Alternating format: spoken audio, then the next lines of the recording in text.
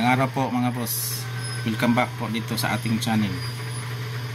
Sa video ito ay meron tayong i-repair itong concert na maliit na amplifier na KCS-212. Yan po yung model po niya. KCS-212.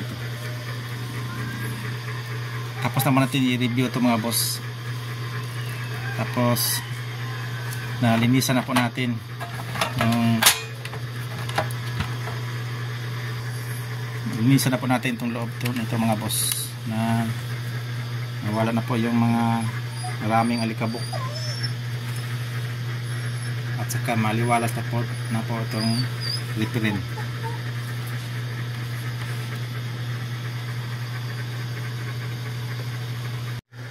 Ito naman boss yung kita ko po sa inyo itong itsura niya kung hindi pa siya nalinisan mga boss. Maraming pong alikabok at halos di po makita yung mga pisa sa loob. At ito naman yung pagkatapos na linisan mga boss. Ayan, maliwalas na po siya at maganda na po siya referent kasi kita na po at wala ng mga dumi na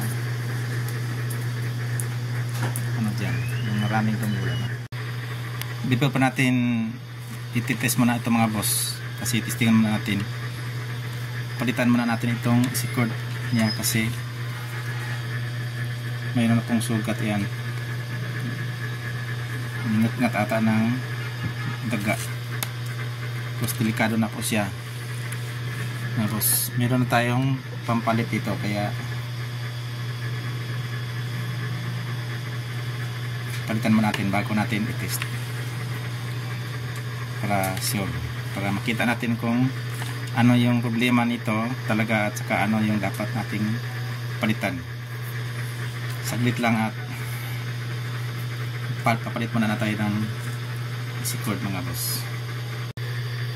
Ito na po mga boss, testing up natin kasi ito napalitan ko na po ng bagong AC cord. Ayan po, maganda na po yung AC cord niya, wala nang ngat-ngat ng daga. Naka-connect na rin yung speaker natin, yung input, saka ganda na rin itong bluetooth, tapos yung ating player na ito sa YouTube. Plug in na po natin, tapos 0 volume, tapos power on.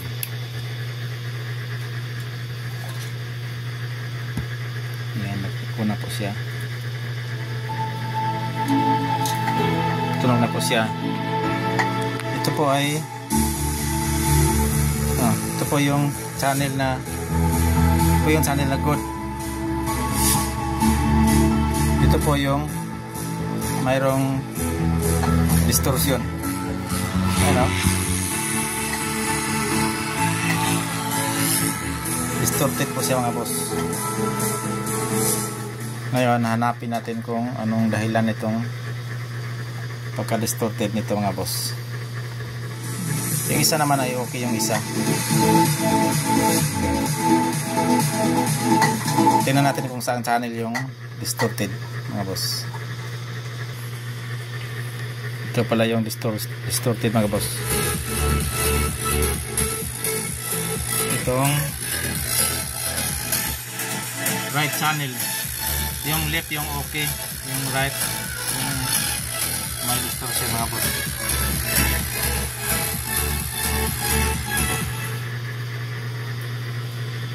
Balikan ko na lang kayo pag na-troubleshoot natin ito, tapos kita natin kung kita ko sa inyo kung anong dahilan ng pagka-distorted nitong audio nito mga boss. Saglit lang po. Nung sinipat-sipat ko ito mga boss ay meron ako nakitang resistor na medyo itim po siya, pero nung tinest ko siya ay okay pa naman, pero may dahilan po yan kaya nangitim po yan. Kaya nagtest po ako ng mga transistors at mayroon akong nakita na isang leak. Pitalitan ko na, nilahat ko na lang yung sa hilirang yon para kasi may kalawang na yung iba. Ngunit ganun pa rin, mayroon pa rin.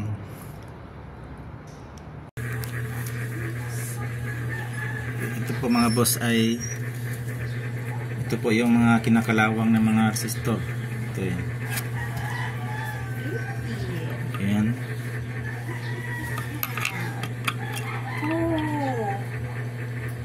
Kaya nga siguro hindi nawala yung distortion sa isang channel. Itong 5 na transistor ay kuha tayo ng isang leaking, tapos pinalitan ko na lang, nilahat ko na lang to kasi may kalawang na po mga boss. Itong isa ay grabe na po yung kalawang, oh. At saka pati itong dalawang transistor palitan ko na rin kasi may kalawang na po yung kanyang paa. Bukan natin kung titino ba yung kanyang output mga boss. Saglit na po at babalikan ko kayo pag napalitan ko ito mga boss. Ito na po mga boss at napalitan ko na po itong mga kinalawang na mga resistor, pati na itong dalawang transistor ay pinalitan ko na rin kasi may kalawang na po mga boss. Itong isa, yung 54 ohms na resistor ay kiniskis ko na lang po yung kanyang paa, tapos tinugtungan ko ng bagong paa kasi wala akong nakuha na pare-pare nga ganyan pareho. Kaya yun lang ginawa ko para magana din yung kanyang contact. Yan po yung ating pinagtanggal dito. Tapos ngayon ay subukan natin kung okay na siya, nawala na ba yung kanyang distortion. Saglit lang po mga boss. Update po tayo mga boss dito sa ating ginagawa na amplifier na maliit, itong concert na KCS212. Ayan. Okay na po siya mga boss. Nung nagpalit ako ng yung mga kinakalawang at saka mayroong isang leak na transistor ay wala pa rin. Kaya nga nagsuyod tayo dito sa taas. Hindi naman, wala naman problema yung kanyang mga output transistor, kaya hindi ako nagdududa dito sa mga malaki. Subukan ko lang mag-test. Yan. Mayroon pala isa na open. Ito ay open. 0.25 ohms na 2 watts. Kaya nga lang wala akong nakuha na 2 watts, kaya 5 watts na lang yung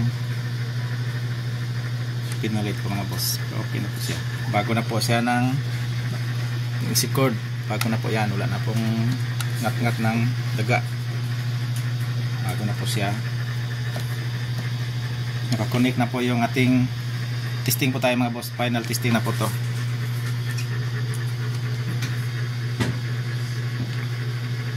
Nag-connect na po yung ating speaker, tapos input, tapos ito sa ating player na bluetooth, itong cellphone na player natin. Naka-play na po yan boss. Tapos choke natin, plug natin sa outlet, tapos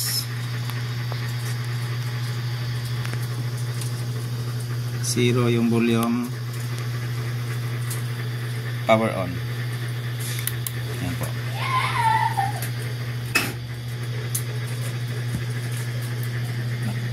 Nakadetect na po siya sa auxiliary.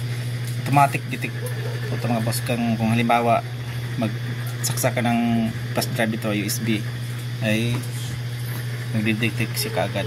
Lilipat siya. Volume po tayo mga boss.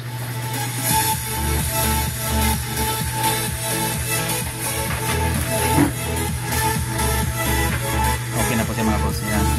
Ito yung channel na ito naman yung sira. Sandali boss, mga boss, at mag-iba tayo ng ito ho yung piniplay po natin mga boss. Bulyon po tayo.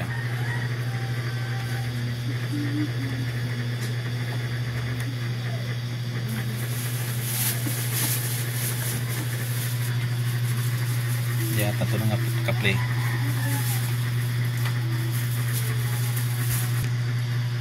Mga boss, at naka-play na po siya. Ayan. Bulyon po tayo. Ito yung channel na distorted. Ito naman yung okay. Puro okay na po siya mga boss. Wala nang problema.